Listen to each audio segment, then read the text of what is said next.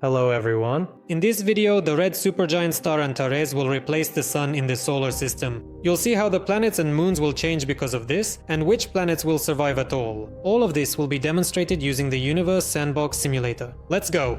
Today's video will have 3 parts to the experiment. And the very first part is about what exactly would happen if the colossal star Antares suddenly replaced our own Sun in the solar system. So, I'm carefully selecting Antares here and precisely replacing the Sun with it. Oh wow, as you can clearly see, this enormous star completely engulfs everything right up to the orbit of Jupiter. Incredible. Now let's compare our own star, the Sun, with the massive star Antares. Here is the Sun in front of you, so tiny compared to Antares. The sheer size of this star is just truly gigantic. If you look from a distance like this, you can clearly see our Sun over there, and just how incredibly tiny it is. And if you compare it to the Sun, the mass of this star exceeds that of the Sun by more than 12 times, and its radius, that is its size, surpasses the Sun by as much as 883 times.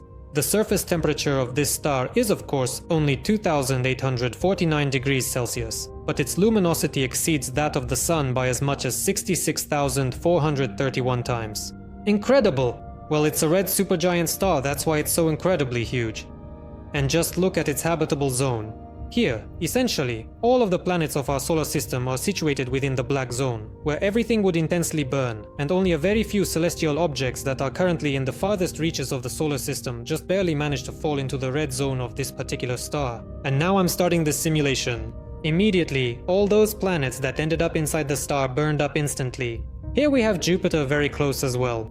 And as we can see, Jupiter is changing its orbit as if it's turning toward the star, and its temperature is already 1,500 degrees Celsius. I'm speeding up time even more. Well, yes, because of its large mass, the star is pulling this planet in, and now Jupiter is just going to collide. And now it's getting very close to the star. Let's see what this dramatic collision will actually look like. Jupiter, the gas giant, meets a rather sad end. And right before the collision, its temperature was over 1600 degrees Celsius. Here's another object flying in. This is Saturn, so all the objects are starting to get pulled in. Saturn is also extremely hot, and it's heading for absorption as well. Basically, nothing can survive.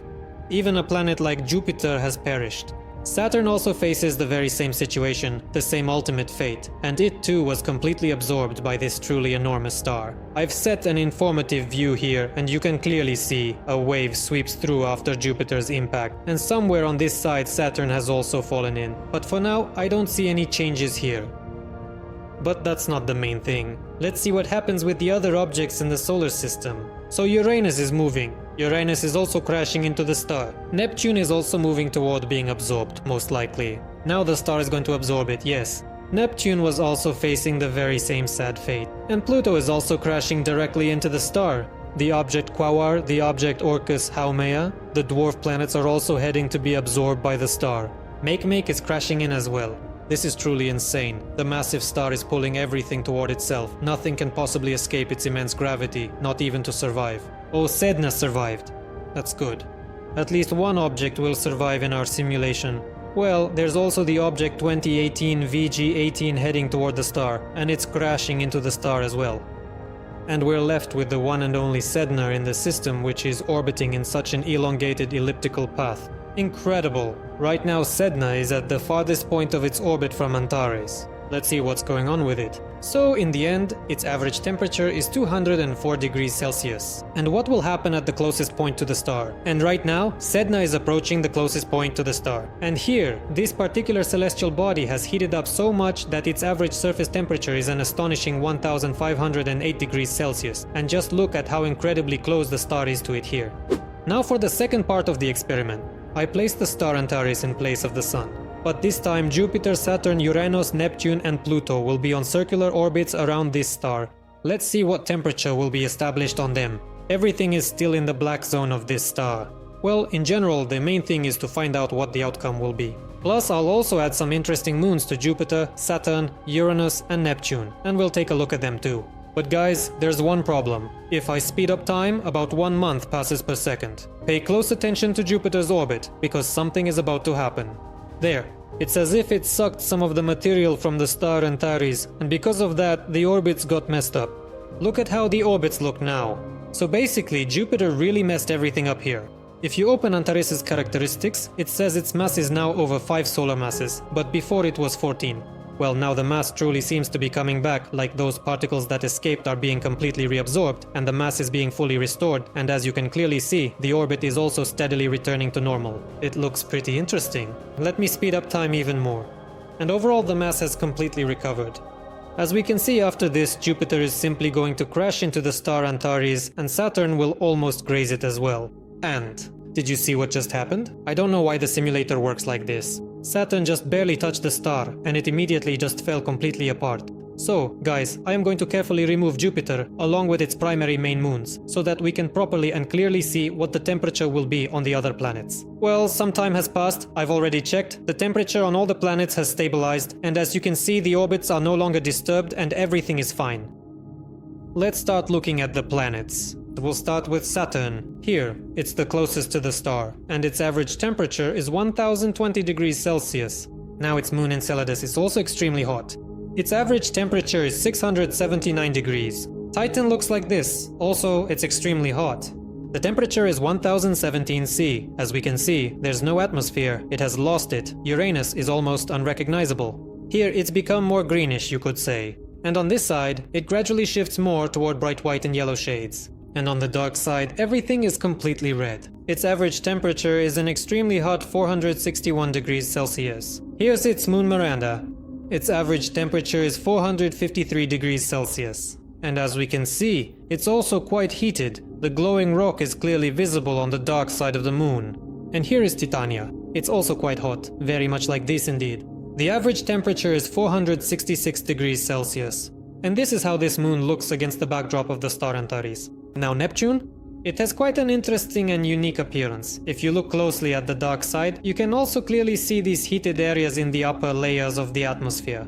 And they are even present at the poles. It even seems to have become whiter than it is in the solar system. And it's much brighter too, because the star Antares illuminates it very well. Its average temperature is 433 degrees Celsius, while its moon Triton has an average temperature of 172 degrees Celsius, which, by the way, is much colder. But Triton has completely lost its thin atmosphere and is now left without any atmosphere at all. And this is how it looks now. Pluto is completely unrecognizable. Look at how it looks now. Incredible. You can also clearly see glowing areas on the dark side of the planet. And if you look at the star Antares, this is how huge it appears from Pluto's orbit. The average temperature on Pluto, as a result, is 389 degrees Celsius. Now, having descended to Pluto's surface, we can distinctly see the sunset of an enormous star in the vast sky of this dwarf planet. This is truly how it all looks, just absolutely incredible. And the third and final experiment in this video, I will take our planet Earth and place it in the habitable zone of the star Antares. I'll put it at a distance of 250 astronomical units from the star. And at this distance, Earth will have optimal conditions. Trust me, I've checked. And it turns out that the simulator shows that here, Earth is almost at the edge of the habitable zone. But if you switch to the star, it shows that Earth is right on the border between the red and green zones.